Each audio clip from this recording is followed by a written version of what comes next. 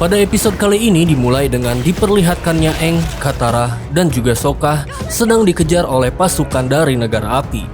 Untungnya berkat kerjasama yang solid mereka akhirnya mampu mengatasinya dan terbebas dari kejaran pasukan negara api. Aang juga memuji Katara karena jurus barunya menurut Aang sangat luar biasa. Lalu mereka melanjutkan perjalanan ke suku air utara.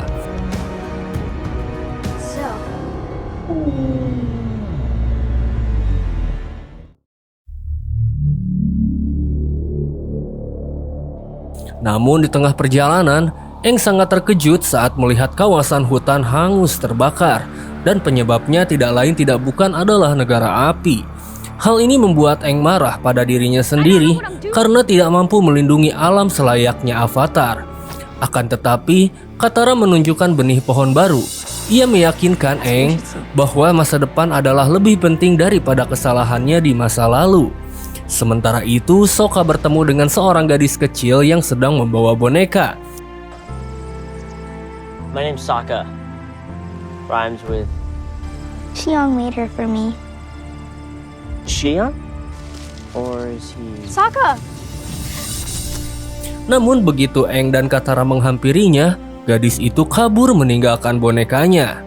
Sehingga mereka bertiga menyusul si gadis kecil ke sebuah desa terpencil yang ternyata adalah desa yang berbatasan dengan negara api, di mana sang ayah dari si gadis kecil itu menceritakan keanehan setelah hutan dibakar oleh negara api, yaitu anak sulungnya bernama Xiong menghilang begitu saja.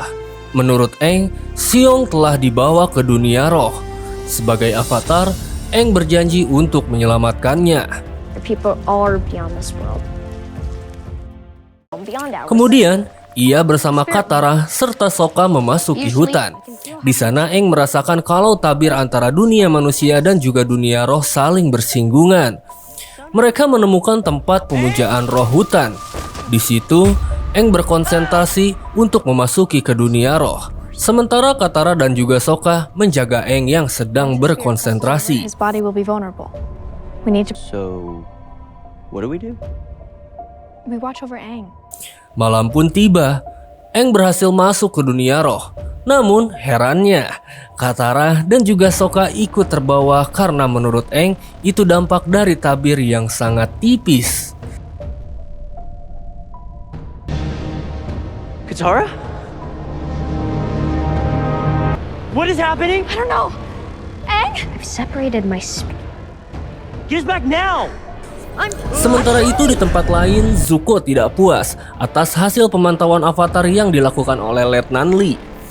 Alhasil, ia bersama Paman Iroh mencari tahu sendiri info tentang Avatar ke sebuah desa.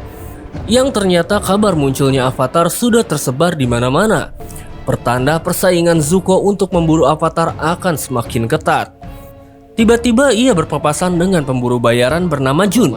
Seketika Paman Iroh mendapatkan ide, yaitu untuk membayar Jun untuk mendapatkan Avatar. Kembali ke Aang yang menyusuri dunia roh bersama Katara dan juga Sokka. Mereka mencari warga desa yang hilang.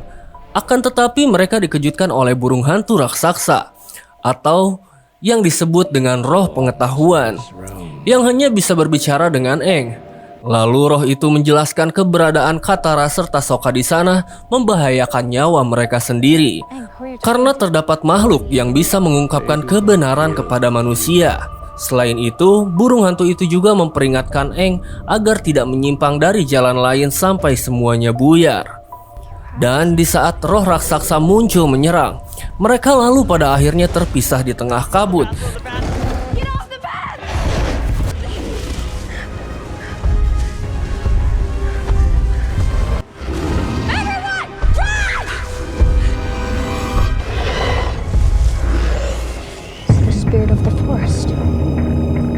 Di mana Sokka dihampiri oleh rubah berekor 3. Rubah itu mengatakan bahwa Sokka sedang merasakan kesedihan yang membuat Sokka bingung.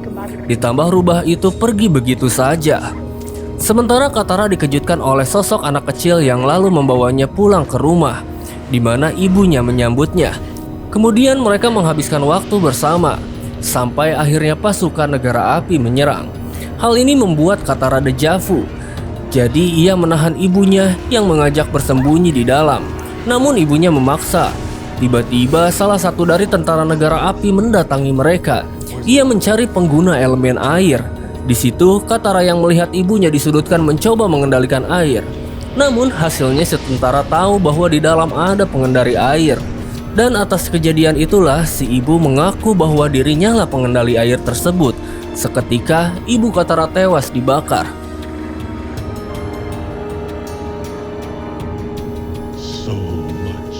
Sementara Sokka kembali ke masa di saat ayahnya menobatkan dirinya sebagai kesatria. Setelah ia melewati ujian menghindari es. Namun kenyataannya si ayahlah yang membantu Sokka. Hal ini membuat Sokka bersedih mengetahui dirinya memang tidak kompeten.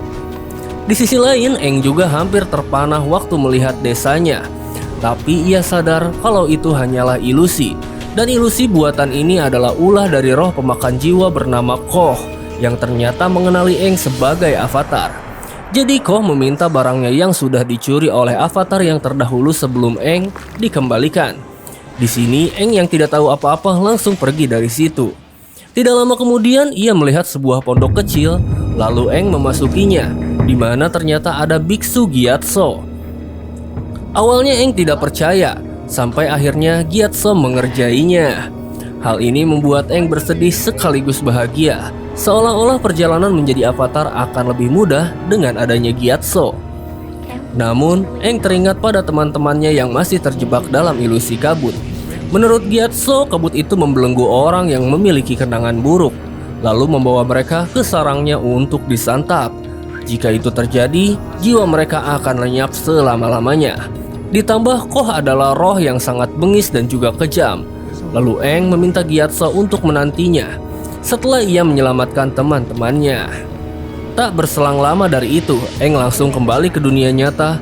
Dan lalu ia berjanji kepada roh hutan akan menyelamatkan sekaligus menyelamatkan Katara dan juga Sokka.